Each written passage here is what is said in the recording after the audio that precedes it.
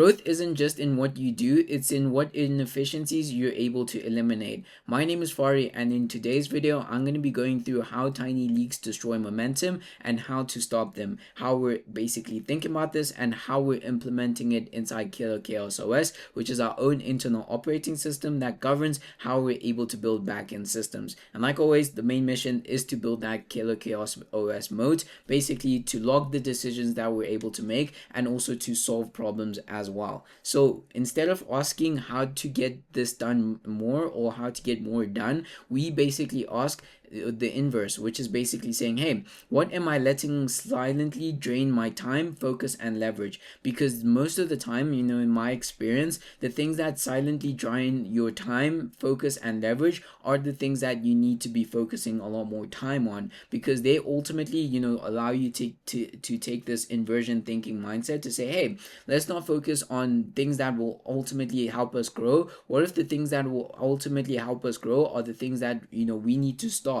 Say, for example, hey, we need to make sure that we're stopping the inefficiencies, and these tiny inefficiencies may be in the form of saying, hey, we have a manual step, we have an unorganized file, or we have a repetitive question that we're ultimately asking each and every single day. And this repetitive, asking of this question ultimately drains a lot of momentum that we could better place in other areas or aspects in terms of the business. And ultimately understanding that, hey, a tiny leak ultimately is like a dam. And what I mean by this is, individually they may seem insignificant, but ultimately if they're unchecked, they compound daily, silently slowing growth and momentum as well. And I think this is one of the most important concepts that I've been taking to heart lately, or just implementing as well, to understand that, hey,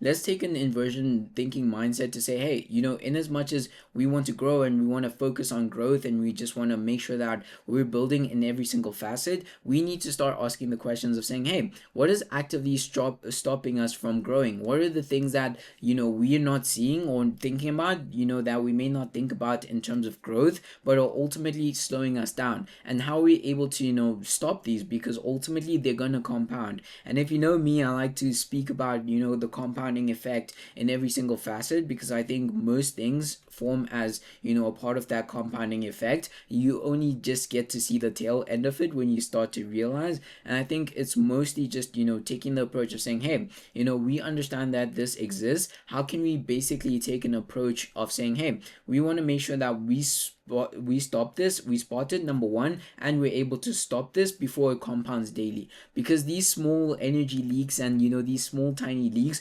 ultimately destroy momentum where we could build it in order to build the grand vision of Killer Chaos OS, and saying, hey, these small things, we may not notice it, but we rather need to ask the question of saying, hey, these things are slowly stopping our growth and momentum as well, simply because they are ultimately stopping us from growing. And we need to take an inversion thinking mindset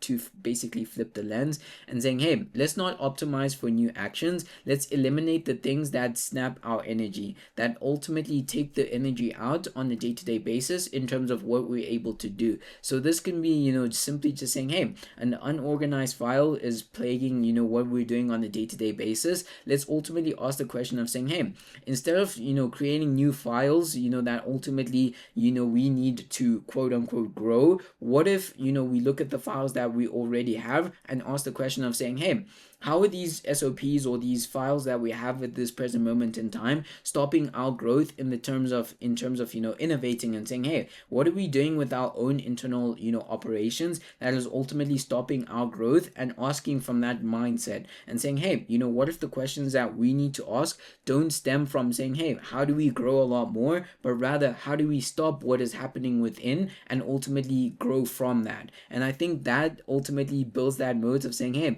don't chase more outputs blindly, because the small inefficiencies may erode the quality and speed of what you're doing. Basically understanding that, hey, we don't necessarily always need to chase new outputs on a day-to-day basis. We can basically just focus on the small inefficiencies within our current process and stream that a lot more, because they drain or they erode the quality and speed of how we're able to move into the future. And solely just understanding this and saying, hey,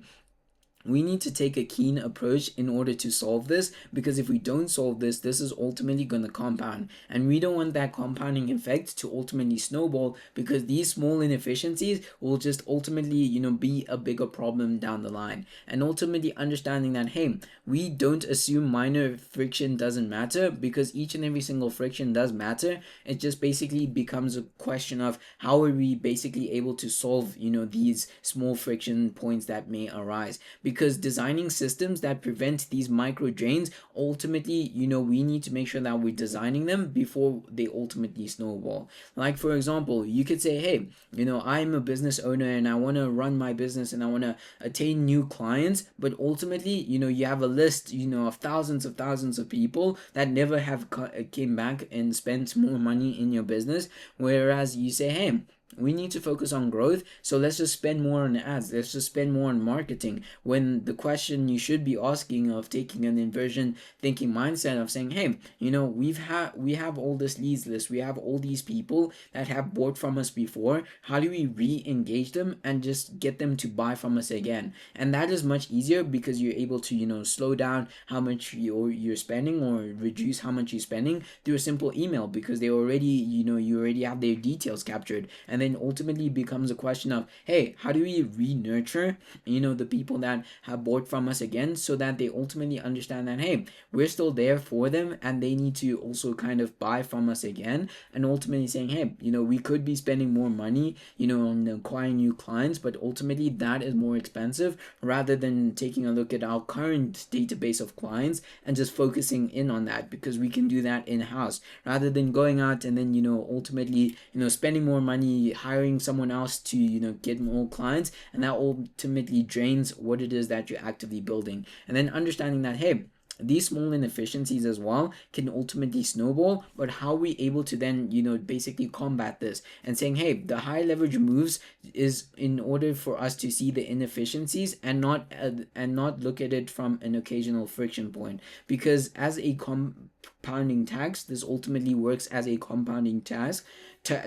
on you, to say, hey, this ultimately is going to compound on you, and it's ultimately gonna sort or stop what it is that you're actively going on a day-to-day basis, and saying that, hey, every day it exists and it ultimately steals your potential. Every inefficiency you remove creates immediate clarity, speed, and mental bandwidth. And I think mental bandwidth is one of the most important modes, simply because the way you're able to free up your mind, the more you can focus on high leverage tasks, and through that you're ultimately able to build that momentum of saying, hey,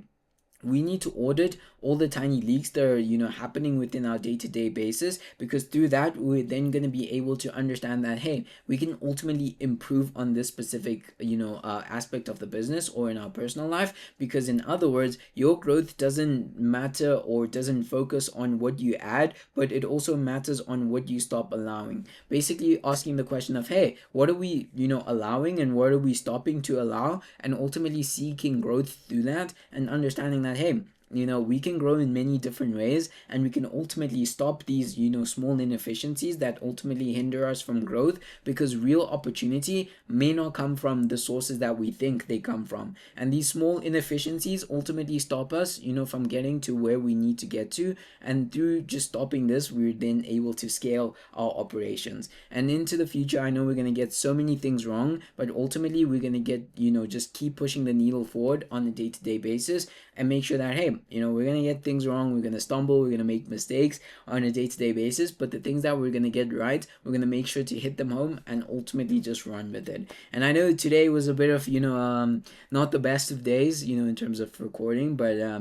things happen. We're in day 93, we're coming up to a day 100 if I'm not mistaken, so I'm super pumped about that, super excited, and just super excited for the next stage or the next phase that we're going to be announcing. And yeah, I know we're going to make lots of mistakes, but ultimately each and every single day is not going to be perfect. But as long as we just take that action, I know we're going to get one step closer. And if you guys enjoyed this video, I know you did. If you guys enjoyed this video, make sure to connect with me on X, LinkedIn, Instagram, and I will see you guys in the next video.